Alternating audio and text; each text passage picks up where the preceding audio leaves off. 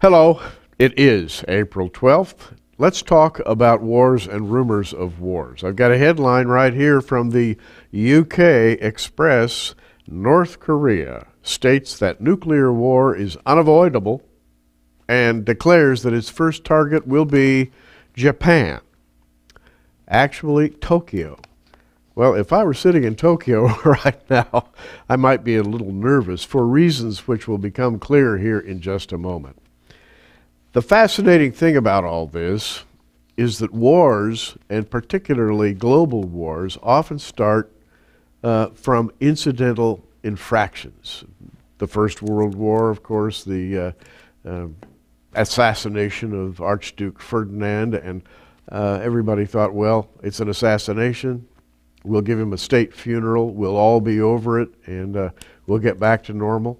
But out of that assassination came World War I. Now, what we have now is a tiny little nation on the Pacific Rim, which essentially is pouring all of its gross national product into the production of nuclear weapons, saying that it's going to nuke Japan. And here's the article from the UK Express in a commentary carried by the Korean Central News Agency. The communist country lashed out at Tokyo's standing orders to destroy any missile headed toward Japan, threatening such actions will result in a nuclear attack against the island nations. Nuclear war, by the way, there are side effects to nuclear war. We have, for example, nuclear fallout that could drift onto the jet streams all the way across the Pacific Ocean and come to the United States. Electromagnetic pulse from nuclear weapon explosions could wipe out electrical systems in Asia and Malaysia, for that matter, Indonesia. I don't know how far things would reach. And then there are the possible countermeasures that might be taken. Who knows? The United States might fire on North Korea. Japan might fire on North Korea. Out of such things, wars have been known to grow in the past. Second paragraph, if Japan executes its threat to shoot down any North Korean missile, such a quote-unquote provocative intervention would see Tokyo, an enormous city, by the way, of 30 million inhabitants, wiped out in a nuclear exchange. 30 million people. Wow. That's, I don't know what this does to you to hear things like this. But what it does to me is it takes me back to the Bible. I've read this account from the Olivet Discourse I don't know how many times. Mark, talking about the exchange between Jesus and his disciples as they discussed the latter days, and when ye shall hear of wars and rumors of wars, be ye not troubled, for such things must needs be, but the end is not yet. For nation shall rise against nation, kingdom against kingdom. There shall be earthquakes in divers places. There shall be famines and troubles. These are the beginnings of sorrows, he says. Jesus characterized wars and rumors of wars. And of course, we've had 2,000 years of that. Then in the 20th century, we had two great wars. And many people believe there will be a third great war, and that it is, at the moment, imminent. Jesus characterized that as something that has to happen. He says, be ye not troubled, for such things must needs be. But, he says, the end shall not be yet. For nation shall rise against nation, kingdom against kingdom. There shall be earthquakes in divers places. Anybody who has studied the earthquake graphs lately knows that they are proceeding upward at quite a regular pace. Earthquakes of 5.0 and above are increasing almost geometrically. And so that sign's been fulfilled. World Wars I and II would fulfill the sign of nation against nation, kingdom against kingdom.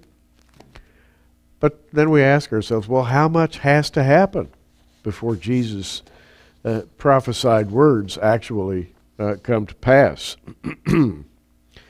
An official, to go on with this article, at Japan's defense ministry said that the country will take every possible measure to respond to any scenario. While the U.S. Secretary of State, John Kerry, warned that a North Korean missile launch would be a huge mistake.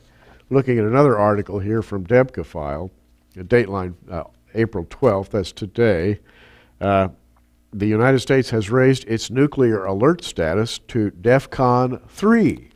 Sounds like a sci-fi movie, doesn't it? DEFCON 3, everybody, and the lights flash, and everyone, and you know what I'm saying, this is not the movies, friends. This is actually happening. This is called Condition Yellow. There are 5 levels, and we are now at level 3. The statement came out, quote, there are currently no imminent nuclear threats against the United States at this time. However, the situation is considered fluid and can change rapidly. Many believe that North Korea will launch their test missile on or about April 15th. It's called here a test missile, but it has an actual nuclear warhead. And by the way, I have 2 or 3 other news sources that validate the threat, saying that North Korea does in fact have a reliable nuclear warhead and a reliable missile, either medium range or ICBM range. So, and, of course, they recently lofted a satellite. And if you can do that, you essentially have an intercontinental ballistic missile. Japan has instructed its armed forces to shoot down any North Korean missile that heads toward its territory. Next paragraph, contrary to comments from the White House on Thursday, that's yesterday, the Pentagon reported that, quote, North Korea probably has nuclear weapons that can be mounted on ballistic missiles.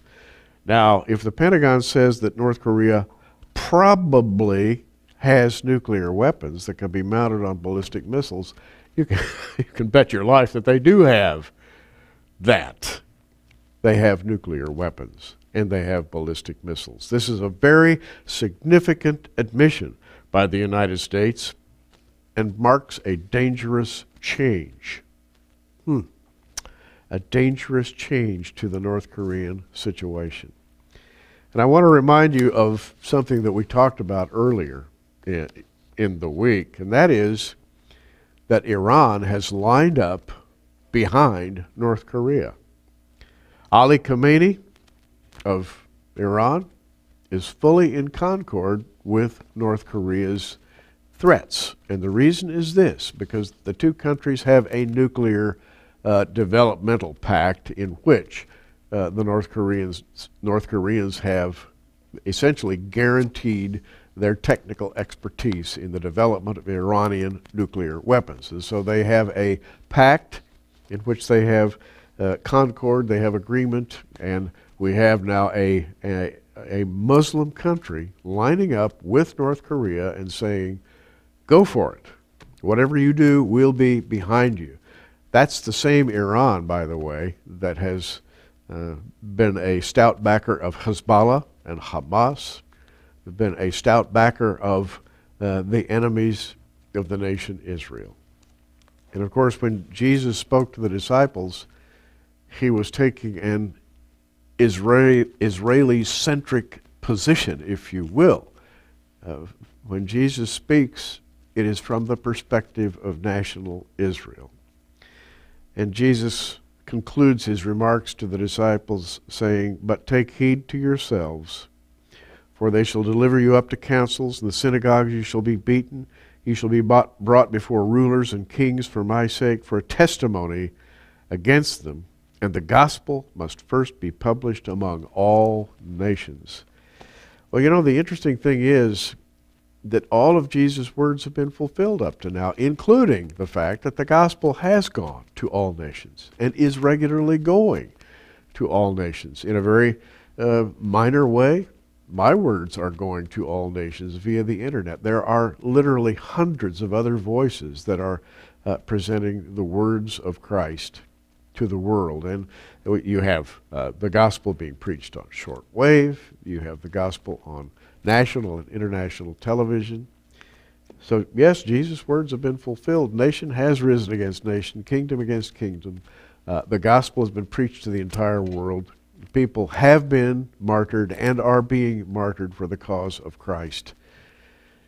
And We need the courage to continue in these darkening days when petty despots can affect the flow of world events. Kim Jong-un, basically little more than a teenager who's been given the go-ahead to realize his greatest fantasies, which is becoming king of the world. Wow. Who could have believed it? Well, we're watching. You keep watching too. Of course, we're watching for the return of our Lord, so keep looking up.